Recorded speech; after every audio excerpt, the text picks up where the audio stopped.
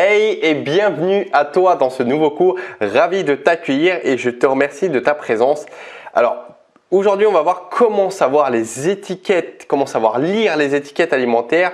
Personnellement j'adore ce cours, j'adore cette thématique puisque une fois qu'on aura fini ce cours, tu vas voir que tu auras la capacité de voir ce que les autres ne voient pas puisque tu seras en mesure de décrypter toutes les étiquettes alimentaires de tes produits. Et donc, partout où tu iras, peu importe le pays où tu seras ou peu importe le produit que tu auras entre tes mains, tu vas savoir qu'est-ce qu'il contient vraiment. Est-ce qu'il est sain? Est-ce que c'est de l'arnaque? Est-ce que c'est malsain? Commençons tout de suite. La règle de ce cours, c'est que l'emballage, tu oublieras. L'étiquette, tu analyseras. Puisque trop souvent, comme tu vas voir au sein du cours et que lorsque tu iras au supermarché, hypermarché pour faire tes courses, souvent le packaging, le marketing est bien fait. Il nous faut penser à certaines choses. Il nous parle à notre inconscient, mais derrière, quand on retourne l'étiquette, on voit que c'est tout à fait autre chose. Le planning qui nous attend durant les prochaines minutes. Alors, dans un premier temps, on va voir quelques bases de lecture des étiquettes alimentaires et dans un second temps, on va voir les listes des compositions qu'on doit éviter. Donc, point numéro 1, quelques bases de lecture d'étiquettes. Alors déjà, on va voir les bases dans un premier temps. Lorsque tu es au supermarché et que tu consultes les étiquettes au dos de tes produits, ça va t'indiquer en fait la valeur nutritionnelle et énergétique des aliments de ton produit. Comme là, je t'ai mis en photo, on va y venir. Donc, comment en fait ça t'indique comment cet aliment, ce produit va te nourrir et qu'est-ce qu'il va t'apporter en termes de calories. Alors je t'ai mis à gauche là la manière dont on va lire les étiquettes alimentaires pour que ça devienne un process automatique dans ton esprit. Donc on va voir ça au fur et à mesure. Alors à chaque fois, comme tu le vois là sur l'étiquette que j'ai prise, la photo que j'ai prise, il y a deux colonnes. Il y a ce que le produit t'apporte pour 100 grammes de produit et l'autre colonne, c'est pour ce que ça t'apporte pour une portion de produit. Donc là, en l'occurrence, on a par pot, donc 125 grammes et à côté, on a pour 100 grammes de produit. Alors, c'est important de dissocier les deux parce que tu peux voir des produits qui sont très peu caloriques pour 100 grammes, mais tu en manges 300 grammes. Lorsque tu manges une portion, c'est de 300 grammes et du coup, ça peut devenir calorique. Donc, c'est important de regarder les deux. Au contraire, des fois, tu peux avoir des produits qui sont très caloriques au 100 grammes, mais en fait, une portion, ça représente par exemple 10 grammes. Tu manges 10 grammes de ce produit, donc finalement, c'est pas grand-chose. Du coup, dans un premier temps, on va regarder les énergies calories que contient les yaourts pour 100 grammes et pour une portion de produit. Donc là, on a, je ne sais pas si tu arrives à le voir, je pense que oui, on a 121 grammes, 121 calories par pot, par yaourt. Et pour 100 ml, on a 97 calories. Et après, on va regarder les protéines dans un second temps. Donc pour un pot de yaourt, on va avoir 3,8 grammes de protéines. Comme tu le vois, c'est indiqué. Il faut juste regarder les grammes. Il ne faut pas regarder les pourcentages. On va y venir. Je vais t'expliquer. Et pour 100 ml de produit, on va avoir 3 grammes. Ok, c'est bon à savoir. En dessous, les lipides.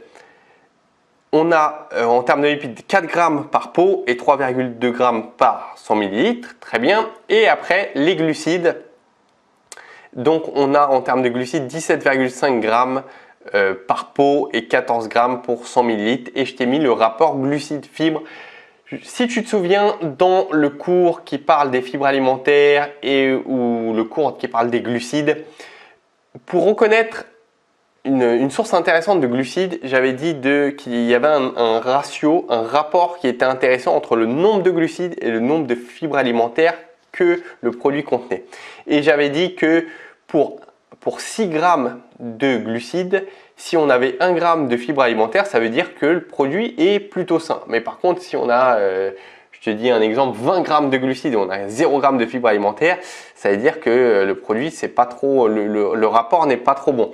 Et là, on peut voir fibres alimentaires, on a 0 gramme. Donc déjà, dans un premier temps, tu vois, je t'ai fait un peu la lecture de base qu'on peut faire d'une étiquette alimentaire. Et avec ce constat, on peut voir que, d'accord, ça contient aux alentours de 100 grammes. Ça contient pas mal de glucides. Par contre, c'est une mauvaise source de glucides parce que le rapport glucides-fibres, c'est pas trop ça. Là, on a 17,5 grammes de glucides pour 0 g de fibres alimentaires. Tu as la valeur aussi juste à côté en pourcentage, 6%, 8%, 6%, 19%, 6%. C'est les repères nutritionnels journaliers.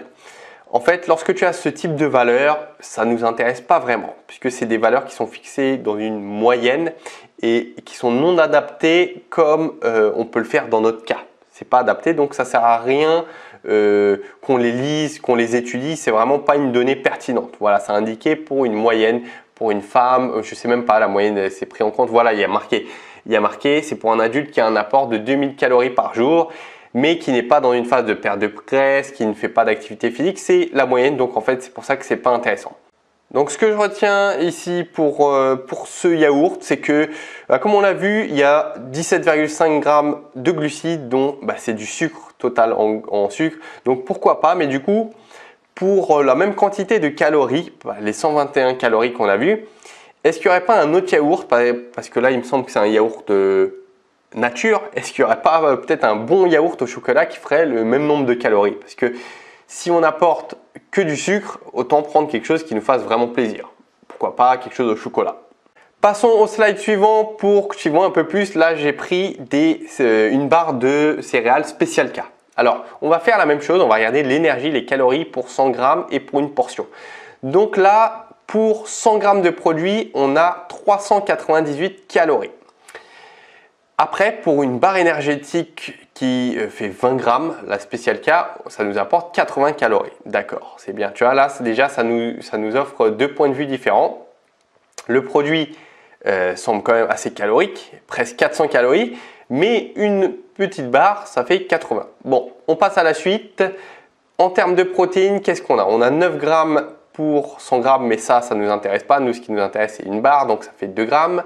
Lipides, on a quoi en termes de lipides? On a 9 grammes au 100 grammes, mais ça ne nous intéresse pas. Ce qui nous intéresse, c'est les 2 grammes, toujours pour une portion. Et en termes de glucides, on a 13 grammes de glucides. 13 grammes de glucides, ok. Et on a le glucide par rapport aux fibres alimentaires qui contiennent 2 grammes de fibres alimentaires. Donc le ratio, c'est intéressant puisque ça nous offre 1 gramme de fibres alimentaires pour plus ou moins 6 grammes de glucides. Donc pourquoi pas. Après, au niveau des glucides, on a, comme tu l'as vu, généralement c'est indiqué quels sont les glucides qui sont contenus. Donc dans les yaourts, on a vu qu'il y avait du sucre uniquement. Là, ça nous indique sucre et également amidon. Alors l'amidon, c'est un glucide qui est complexe. C'est ce qu'on trouve principalement dans les végétaux. C'est présent dans les céréales, dans les légumineuses, dans les tubercules, dans des racines aussi. Ça fait partie en quelque sorte des sucres lents. Mais bon, c'est pas ça qui nous intéresse, qu'il faut retenir.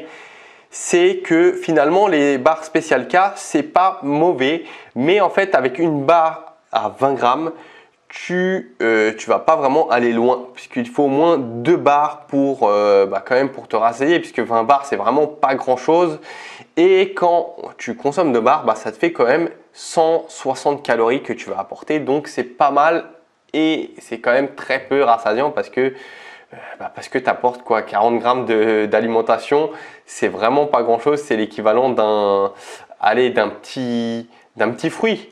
C'est l'équivalent d'un petit fruit en termes de contenance et pourtant ça va t'apporter 160 calories. Donc là, c'est une chose et c'est déjà top si tu sais faire ça, cette analyse de base, donc énergie, calories, protéines, lipides, glucides. C'est déjà très bien. Maintenant, on va aller un peu plus en profondeur en s'intéressant vraiment à la liste des ingrédients parce que ça va nous apprendre encore plus sur notre produit et sur notre aliment que cette petite étiquette qui nous permet de voir voilà, combien il y a de glucides, combien il y a de protéines, combien il y a de lipides, très bien, combien il y a de fibres alimentaires. Top, ça s'arrête là. Donc c'est déjà intéressant, ça nous donne un bon aperçu, mais là, ça va être encore mieux. Maintenant, je t'ai pris un autre exemple, je t'ai pris des biscuits aux pépites de chocolat quinoa issus de l'agriculture biologique. Et là, je t'ai pas mis sur le côté gauche ce qu'il fallait vérifier puisqu'on va faire l'exercice ensemble. Ça va te permettre déjà de travailler ton esprit. Donc, qu'est-ce qu'on va faire dans un premier temps? Qu'est-ce qu'on va vérifier? Je t'invite à réfléchir, je t'invite à regarder sur l'écran ce que tu vois, c'est les calories. Alors, les calories, on a pour 100 grammes 457 calories. D'accord, c'est très bien, mais ça va être peu pertinent, ça va peu nous intéresser ça parce que nous, on va prendre un sachet généralement ou 2 sachets, tu vois, qui contient 2 biscuits. Et ça va nous apporter 77 calories. Donc on va plutôt regarder ça parce qu'on ne va pas se taper tout le paquet évidemment, on ne va pas prendre 100 grammes. D'ailleurs, je ne sais même pas s'il y a 100 grammes dans tout le paquet. Donc on va regarder principalement ce qu'il y a dans les 2 biscuits. Donc on va regarder après le nombre de protéines, 1,3. Donc c'est assez peu puisque maintenant, une fois que tu as fait les autres cours sur les protéines, glucides, lipides, tu te rends compte en fait que 1,3 protéines, c'est très très peu. Maintenant, en termes de glucides, on va avoir 11,8 grammes de glucides, donc 4,2 de sucre. Ok, et on va avoir en lipides 2,7 grammes. Et en fibres alimentaires, comme tu le vois, c'est très peu. Donc le ratio dont on parlait n'est pas trop respecté, le rapport entre glucides et fibres alimentaires. Ok, pourquoi pas. Donc ce qu'on peut en tirer de ce produit, c'est que pareillement, ça reste assez calorique. On a l'impression que non, mais pour 2 biscuits, c'est-à-dire à peine 20 grammes de produit, ça nous offre 77 calories. Donc il suffit, voilà, 2 biscuits, ça va pas vraiment nous rassasier. Il nous faudra au moins peut-être 4 biscuits, donc ça fait déjà 160 calories. Voilà, ça n'a vraiment rien à voir avec la consommation par exemple d'une pomme ou d'un fruit qui sera beaucoup plus rassasiant et beaucoup plus sain. Alors donc, bon là c'est une chose, là on a vu 3 exemples différents et c'est déjà top si tu sais faire ce type d'analyse. Donc on va regarder ce que contient en termes de calories, ce que contient le produit en termes de protéines, glucides, lipides, en prenant en compte le taux de sucre et également le nombre de fibres alimentaires. C'est déjà une analyse de base qui est pertinente, qui est intéressante pour savoir te repérer, pour savoir choisir quels sont les bons, les moins bons produits. Mais maintenant, on va aller un peu plus en profondeur en s'intéressant à la liste des ingrédients parce que ça va nous apprendre encore plus sur notre produit et là, on ne pourra pas nous mentir. Voilà la seconde partie, je t'ai pris encore quelques exemples là, il n'y a rien de mieux de toute façon que la pratique. Voici une arnaque classique entre guillemets, c'est un pain de mie complet qui est très connu, je ne vais pas citer de marque, je ne sais pas si j'ai le droit ou non, mais je ne vais pas les citer par défaut. Donc ce pain de mie complet affiche donc la mention complet, donc ce qui laisse à penser que c'est plus sain. Et on va être tenté d'en prendre puisque le pain de mie c'est bon et ça se mange facilement et en plus si c'est complet c'est parfait.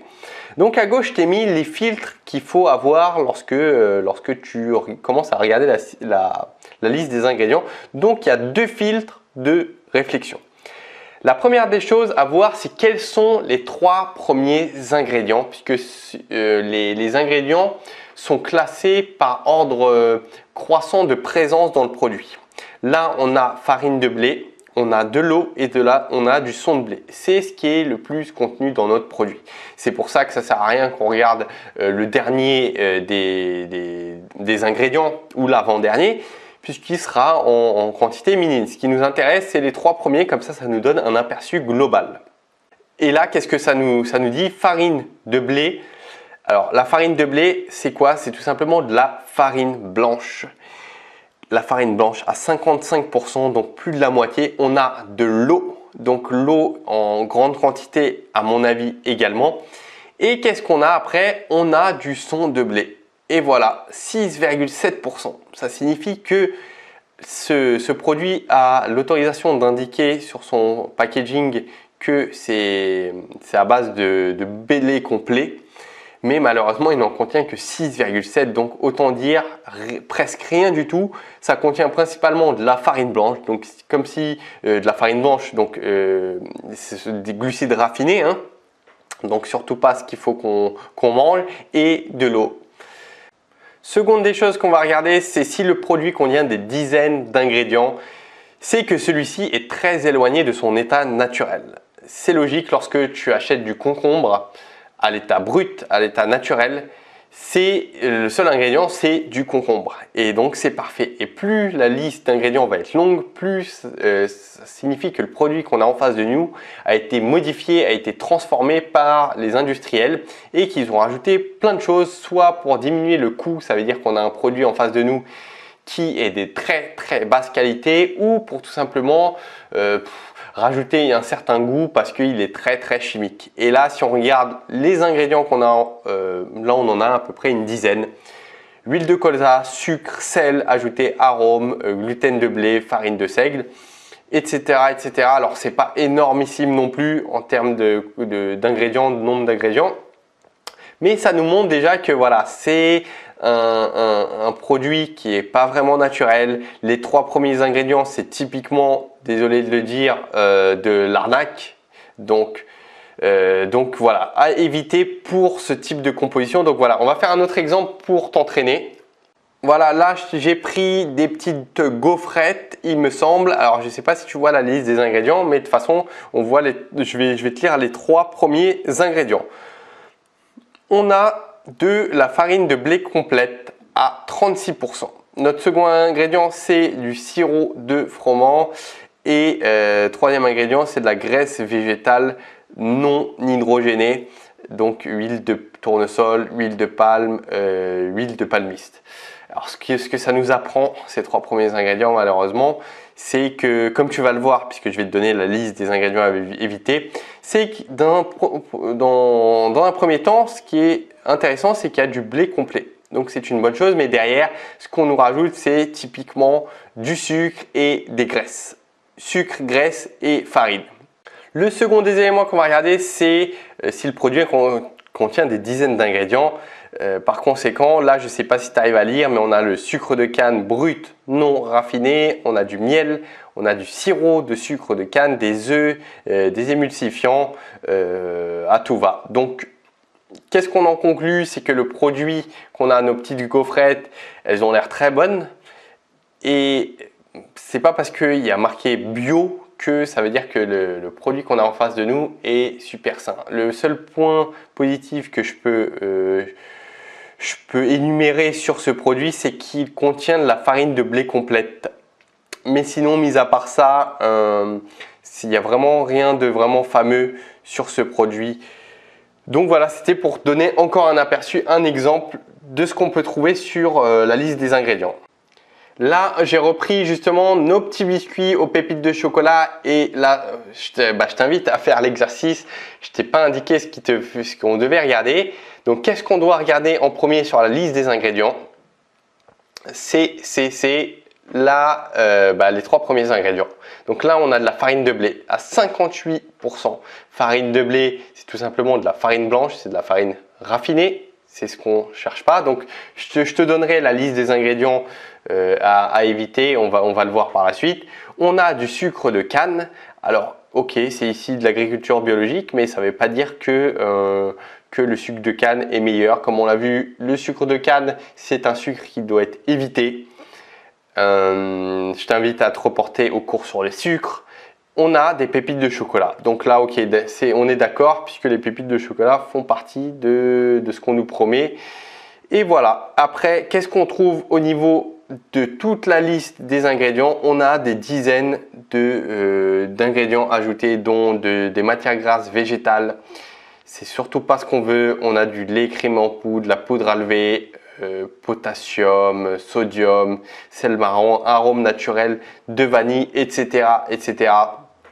Donc beaucoup d'ingrédients. Encore une fois, on tombe sur un produit d'accord qui est bio, mais bon, dans ces ingrédients, dans sa composition, il n'y a rien de vraiment fameux qu'on puisse trouver à ce genre de produit.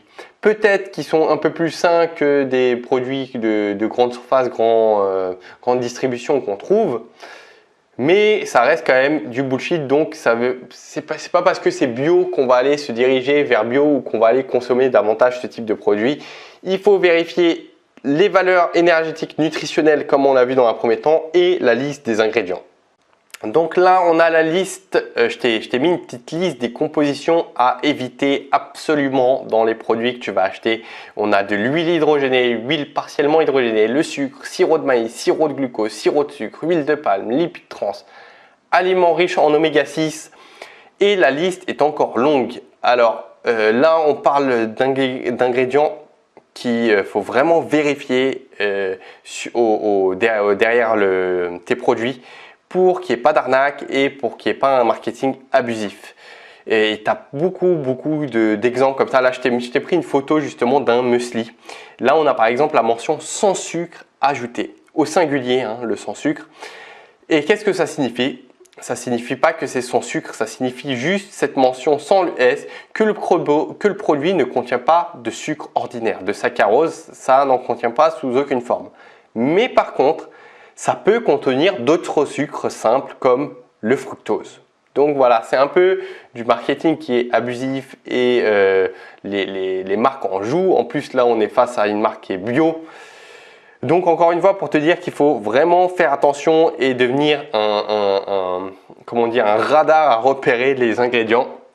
Tu trouveras en dessous également de ce cours, puisque cette liste là que je t'ai mis, elle est non exhaustive et je vais te mettre d'autres ingrédients, une liste que tu vas pouvoir télécharger et que je vais t'inviter à mettre dans ton téléphone, comme ça tu vas pouvoir te repérer. À savoir que voilà, il y a beaucoup de choses, on n'a pas vu, on va pas voir voilà, des dizaines et des dizaines d'étiquettes alimentaires. Je t'invite à ouvrir le fichier et regarder, je t'ai expliqué ça sous forme écrite également. On va avoir aussi tout ce qui est additifs alimentaires, tu sais les E900 et quelques, E600 et quelques. Et tout ça en fait, c'est plus tu en as, plus ça veut dire qu'on nous rajoute des additifs pour cacher soit une couleur qui est pas très belle du produit, ça veut dire que le produit est de basse qualité, soit pour ajouter un certain goût, parce que le goût est très chimique, du coup il faut rajouter un petit goût naturel. Bref, tout ça, plus la liste est longue, encore une fois, plus c'est mauvais signe et plus on a d'additifs alimentaires comme ça, plus c'est mauvais. Donc voilà, prends ton fichier et amuse-toi à analyser la prochaine fois que tu pars au supermarché. Maintenant, le plan d'action que je vais t'inviter à effectuer juste après avoir visionné cette vidéo, donc c'est de télécharger cette liste et de la mettre dans ton téléphone, dans ta tablette. L'idéal, c'est vraiment de l'avoir avec soi tout le temps, comme ça, il n'y a plus qu'à dégainer et à lire.